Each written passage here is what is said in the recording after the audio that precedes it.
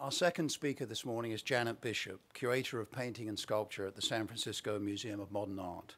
A few of her recent exhibitions include the splendid Steins Collect, Matisse, Picasso, and the Parisian Avant-Garde, 75 Years of Looking Forward, the anniversary show at SF MoMA, and Robert Bechtel, a retrospective. Janet is currently at work on two major projects, a Matisse Diebenkorn exhibition, which she's co-organizing with the Baltimore Museum of Art, and a retrospective of the work of David Park, about whom you've already heard, but you'll hear more today. During SF MoMA's expansion, she's overseeing the museum's off-site exhibition program, which will include the project Matisse from SF MoMA, an exhibition that opens at the Legion of Honor on November the 9th. This show will present 23 paintings, works on papers, and sculptures from SF MoMA's collection, alongside 4 Matisse paintings and drawings from the Fine Arts Museum's holdings. This morning, Janet will speak on the subject of painters looking at paintings, Henri Matisse, Richard Diebenkorn, Wayne Tebow, and Robert Bechtel. Please join me in welcoming Janet Bishop.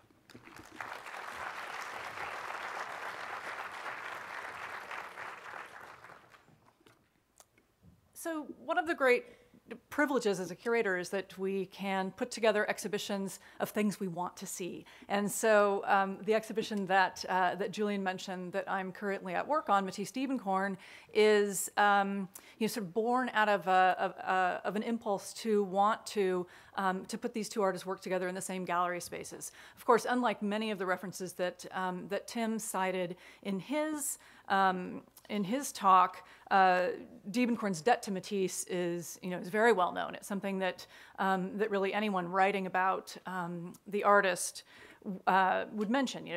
Matisse Diebenkorn was very open about his debt to Matisse, and the evidence of that is really palpable throughout his body of work. But our plan for an exhibition is to bring these things into the same gallery space so that we can really look at them side by side.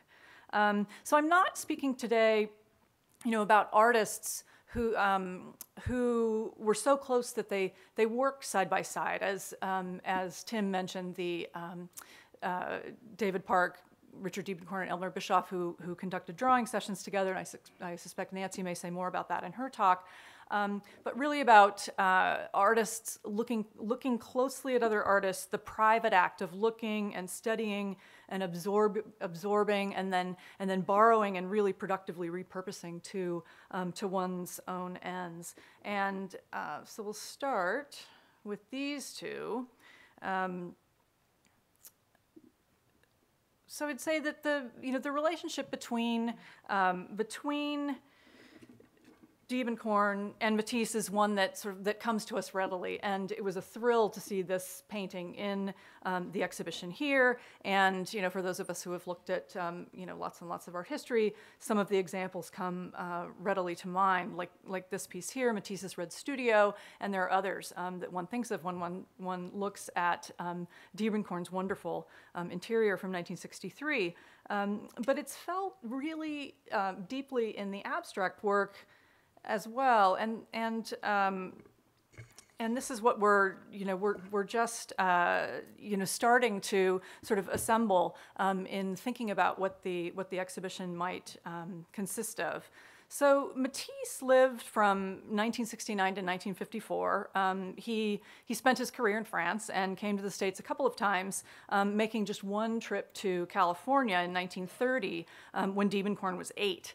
And Diebenkorn first encountered Matisse's paintings in this house here at the home of Sarah Stein, who had moved with her great Matisse collection to Palo Alto in 1935.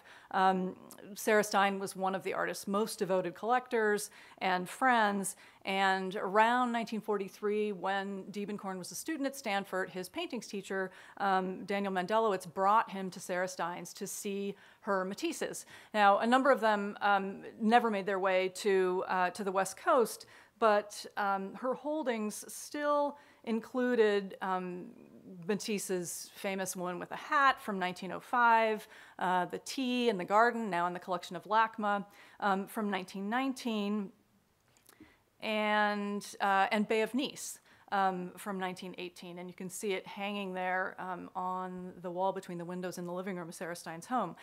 She had, like her sister-in-law Gertrude Stein, been an incredible sort of proselytizer for the artist's work, and she welcomed people to her home to see and discuss Matisse, and that continued when she moved from Paris to Palo Alto, and in the years after her husband passed away, Michael Stein, she loved welcoming people to her home to continue to fuel interest in the artist who had really become a lifelong passion for her. It was rare for undergraduates to be able to do this, and Phyllis remembers wishing that she had been able to go along, and Diebenkorn spoke about this visit with Gerald Nordland, although he didn't talk about the paintings specifically. We just know what was hanging on the walls at the time and what he would have seen, and it's not so hard to imagine the impact of something like the Bay of Nice years later in the Ocean Park paintings. So, as Tim mentioned, Diebenkorn became a really sort of serious student of Matisse when he was stationed at Quantico in 1943 and 1944. So really directly after this visit to Sarah Stein's, he mentioned that he and Phyllis would spend their weekends taking in as much art as they could in the museums on the East Coast, especially in Washington, and said that they really just feasted on the treasures that they hanging on the walls there. The Bonnard piece that Tim just showed, and Quai Saint-Michel by Matisse were incredibly important to him, especially this piece, Diebenkorn remembering the nude on the couch in the room, the sun out the window, noting as really only he could that that was a big one for me. So, eventually we'd see this very legible influence of Matisse in, pictures like The Interior with Doorway, now at the Pennsylvania Academy of Fine Arts, that were made a couple of decades after this visual encounter, but say that these images become part of his reservoir, his mental reservoir, and in some cases he had the occasion to see them again and again. As he would have shortly before making this Urbana picture. In 1952, the great Matisse retrospective that was organized by Alfred Barr for MoMA traveled after its sort of official tour that brought it from New York, a couple of other places, including SF MoMA. It then went down to the LA Municipal Art Galleries, where Diebenkorn saw it in the summer of 1952, and this was a huge show. It was there were 75 paintings, including the works that he had seen at Sarah Stein's house, which had since gone on to other collections, and many works in sculpture and on paper as well. And Quai Saint-Michel was there again, so kind of reinforcing what he'd seen and loved about it. And while the kind of resonance in something like The Interior with Doorway is very it's very kind of easy to see with his fascination of interior and exterior light and the structure and the palette, you see it, to me, there's a very, a close connection between Matisse and what he was doing in Urbana, where it feels to me like he really starts to embrace the palette and structure and learn so much from Diebenkorn's example, even, with that sort of patch of pale blue at the upper right of the Urbana picture. He also would have seen the great group of paintings from the Museum of Modern Art in New York, including Goldfish and Palette from 1914, and in Urbana the Archer. I wouldn't even begin to suggest that Diebenkorn is incorporating goldfish into his composition, but he is activating his piece with those flecks of color, that bright orange, sort of persimmon red there with the cream and the blue and the black. So. So this trip that Diebenkorn took to Russia as part of the State Department's Cultural Exchange Program in 1964 could not have been more profound for him. He and Phyllis traveled extensively. They went to many European countries, spent a month in France as they were awaiting their paperwork for their trip to to Moscow and then Leningrad, and he had the occasion to see this extraordinary group of paintings, many of which had been collected by Shukin, who'd been one of the Stein's great rival early collectors in the first decade of Matisse's career. And as Diebenkorn describes it, the trip was a real marker, just a great trip. It changed my head in a lot of ways. It came at a time when his work was in flux, when to his mind, the representational thing, the figure thing, was kind of running its course. It was getting tougher and tougher. So recollections of a visit to Leningrad, which Tim shared with you, made shortly after his return, is really, I think, the most overt homage to Matisse that you see over the course of his career, where he makes this use of these incredible arabesques of the wallpaper, and then these pared down spaces, the geometry of interior and exterior, the rectangular square of the window, and also elements of Matisse's palette with that really intense blue and green that comes from or at least that we also see in the conversation from 1912. Diebenkorn moved from Stanford to Santa Monica in September of 1966, and the paintings that he made both shortly before and shortly after the move really reflect a kind of a flattening out of space, and something that the artist attributes to Matisse. In his earlier figurative work, he'd been showing much more depth, and he related this to the experience of Matisse because, of course, the Matisse painting was much flatter in its conception than his own representational painting had been. And here you see the window and the conversation that he'd seen in Russia, along with the piano lesson, which had just been presented in a 1966 show at UCLA, where Diebenkorn was teaching. And then here, another piece that he saw in Russia, Zora on the Terrace.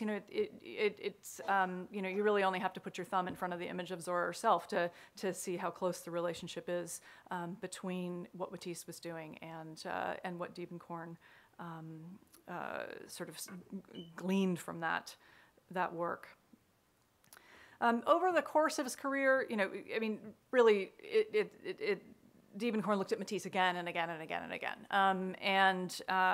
and in collections, in exhibitions, but also in reproduction. And Phyllis mentioned how anytime there was a new exhibition, she was very excited because she'd get the catalog for it and give it to him as a Christmas gift, and so that too became part of what he could turn to, as well as the images that he kept in his head. So we'll have lots more to say about this in a couple of years when we present our exhibition with the BMA, and if you stay tuned, that will happen in the summer of 2016.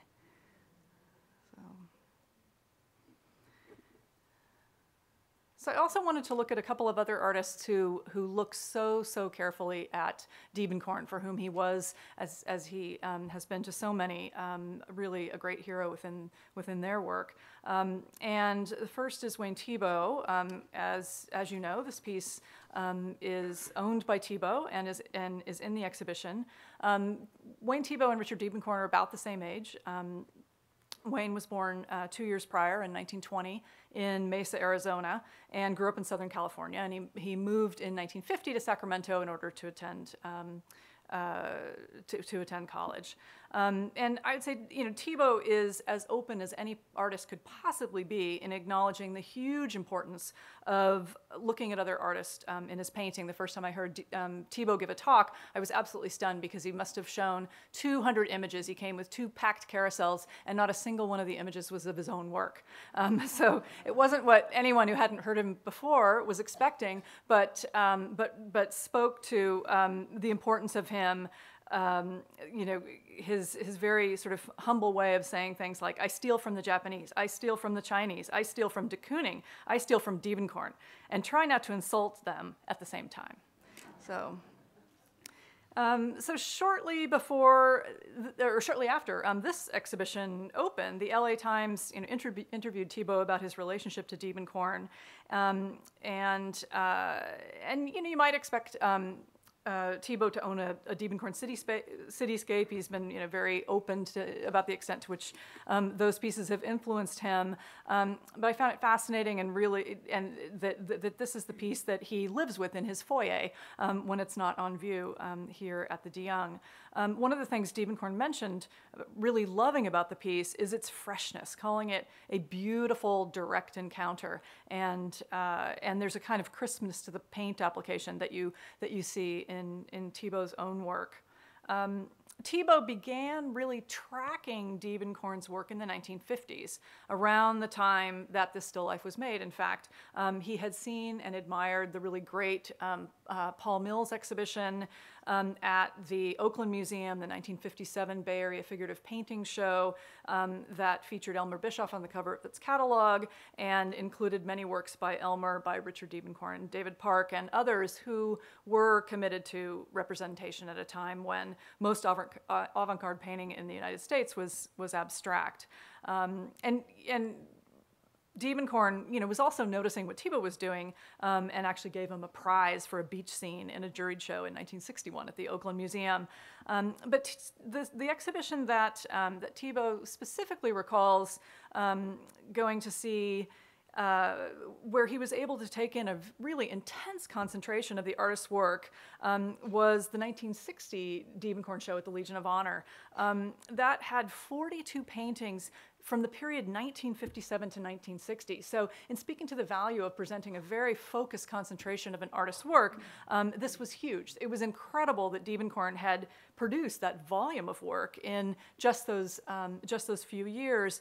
And what Tebow recalls when he went to see the exhibition is that he would make thumbnail drawings of everything in the show, that he spent 3 hours going through the exhibition, sitting and looking at them, sitting for quite a few hours, he said, making diagrammatic, rather careful, analytical, schematic drawings of the work, and talked about how he could then use the character of what he sketched in his own work. And so when you look at Woman on the Porch, which was reproduced in the catalog and featured prominently in the exhibition, and how it might relate to the kinds of things that Tebow was doing shortly thereafter, it's interesting to look at the relationship, the way he's organized those bands of color, Tebow working sort of in the grayscale, and Diebenkorn in these rich chromatic tones. Even the things that show up on top of the counter in Tebow seem to have a relationship to what might be on the other side of that body of water, peeking up above the horizon line. So they would actually meet at Crown Point Press, and in 1964, when both of them were making prints, and I guess that's nearly 50 years ago, and then and became friends, visiting each other's homes and studios, getting together in San Francisco, on various occasions. And Tebow said that Diebenkorn was someone that he really, really loved talking to about painting. And he found especially kind of thrilling the city paintings, and like Diebenkorn, made extraordinarily productive use of San Francisco's kind of uniquely dramatic topography, a situation where a grid has basically been laid directly on the hills without too much attempt to circumvent them, but just going straight over them, as Tebow sort of dramatically captures in the 24th Street intersection. Around this time, actually in 1972, around the time he first started making these paintings, he established a second residence in Potrero Hill, one of the sort of notoriously hilly parts of the city. And I think in both artists' work you see this great interest in geometry and abstraction and organizing visual information around the kind of the needs of the pictures. Both of them, upend the street in the cityscape that Tim showed, and in Thiebaud's Sunset Streets from 1985, you see the way that the street, presented just left of center in both compositions, kind of divides the various zones of the painting.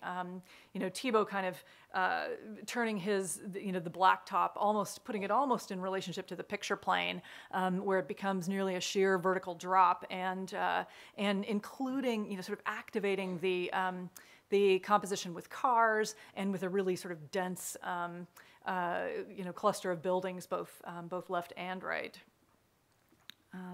He would go on to make even more kind of fantastical streetscapes. It's become one of the main sort of bodies of work within his career, and yet I think Diebenkorn's example makes itself felt not only through the cityscapes, which Thiebaud has acknowledged as a source of inspiration, but also in paintings like this, The Girl Looking at Landscape, where if you look at the structure of it, both of them are views. They're views out to something else.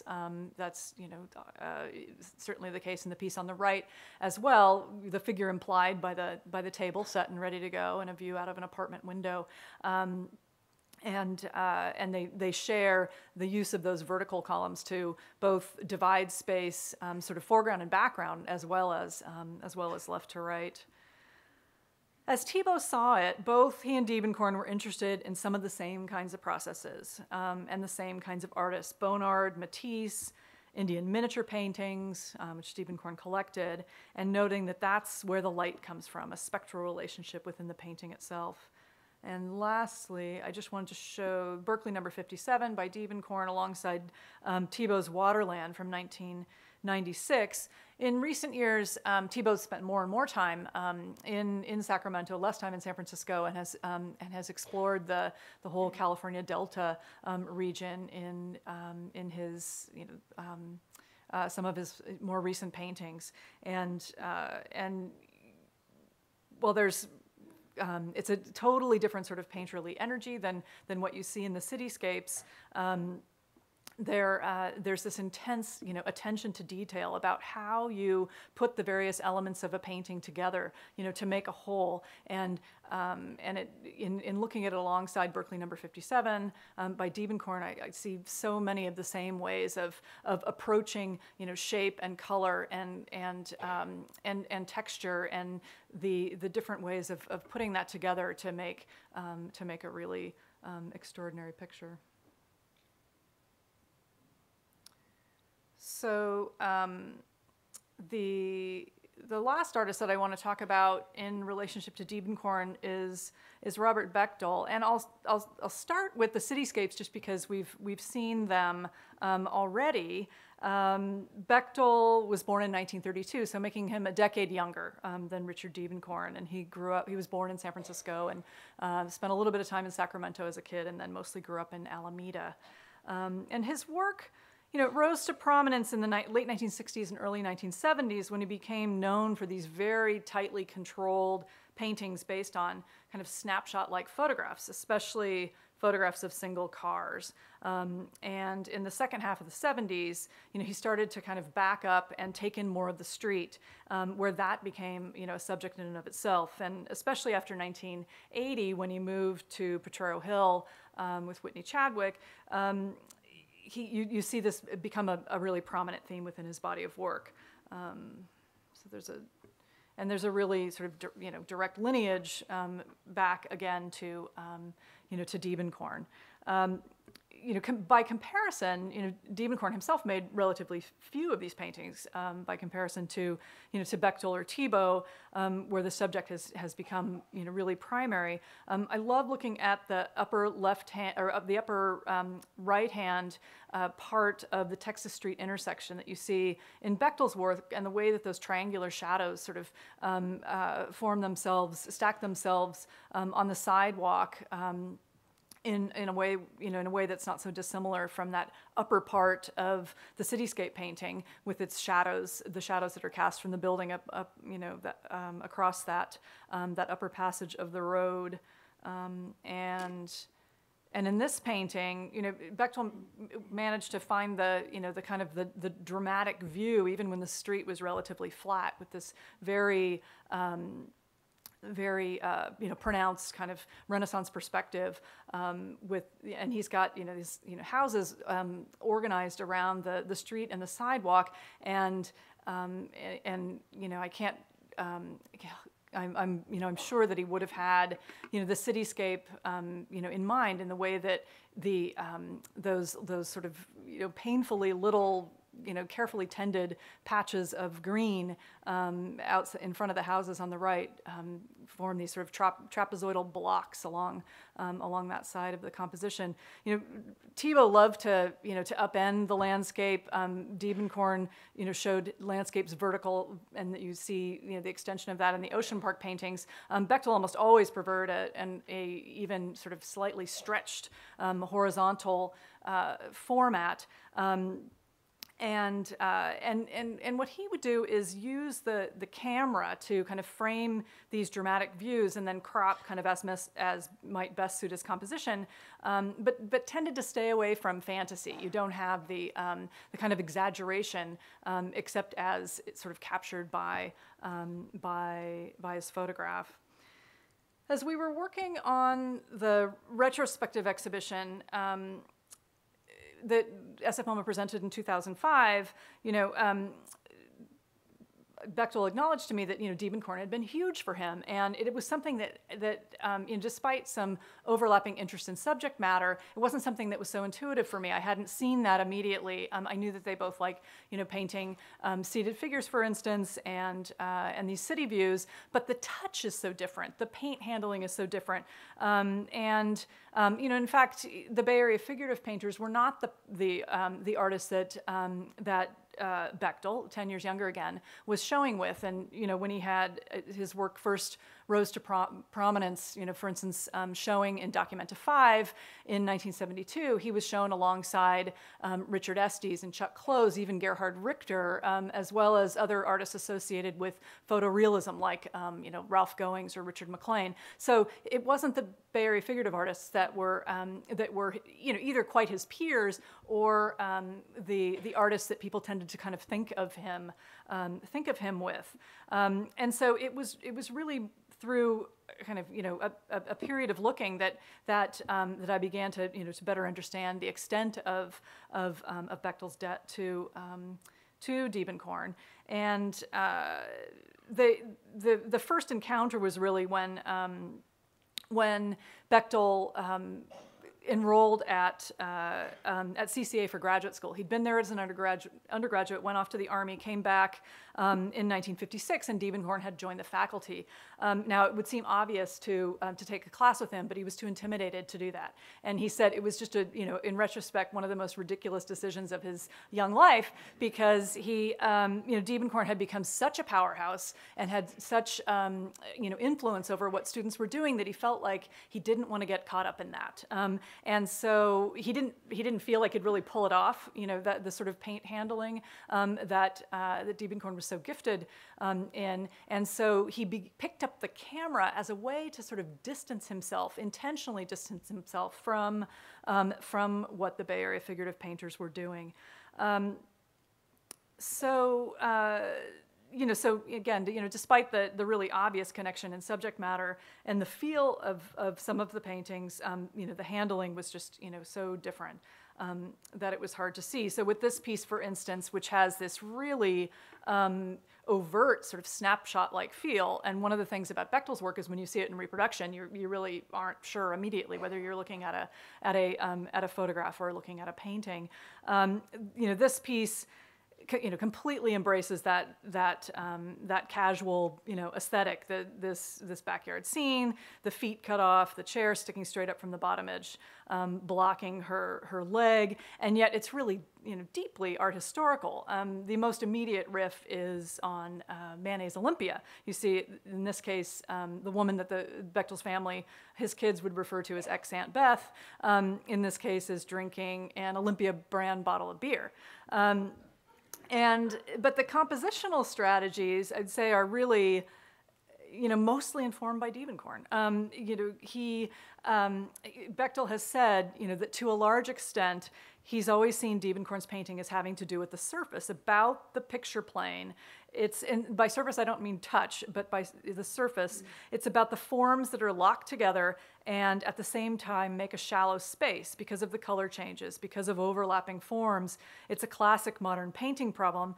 But if you think of Diebenkorn and then think of Matisse, who was one of his great heroes, you can see that connection.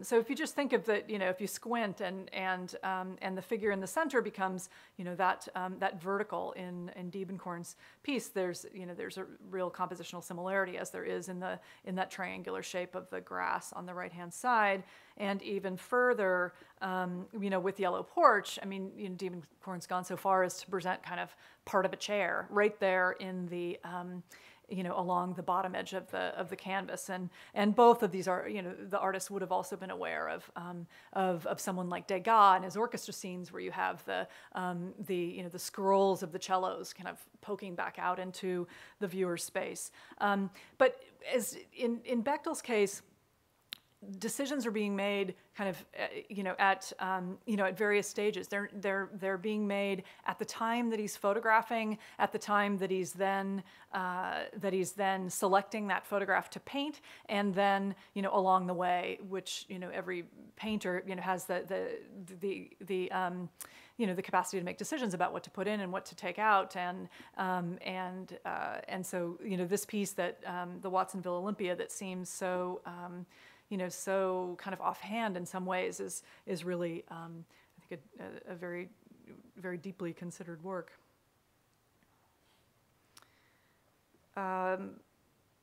Coffee is a painting that Robert Bechtel selected when, on the occasion of our 75th anniversary at SF MoMA, we invited artists to come in and speak about work in our collection. And a lot of times you really don't know what the extent of the importance of an artist's work might be unless artists start talking.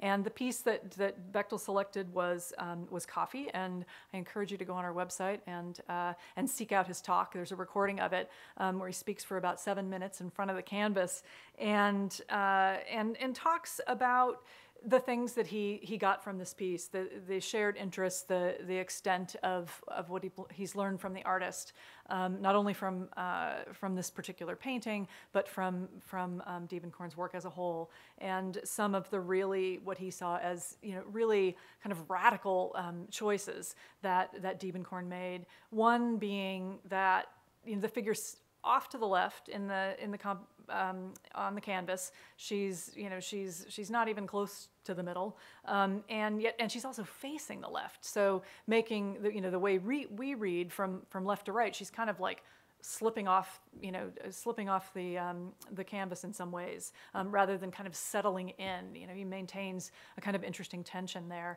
And the other thing that he so admired, sort of even going back to how intimidated he was by Diebenkorn in his student years, is how hands are something that are difficult to do, and so they're a place where an artist can kind of show off, right? If they can say, hey, I can paint a hand, and show you that they can paint a hand. And Diebenkorn doesn't make any effort to show us that he can paint a hand. He's just using those hands to get the cup very effectively right in front of the woman's face, so you don't even see her face. And so he takes that a step further with his Bolinas Coffee, a drawing of Whitney Chadwick that you see there from 1981.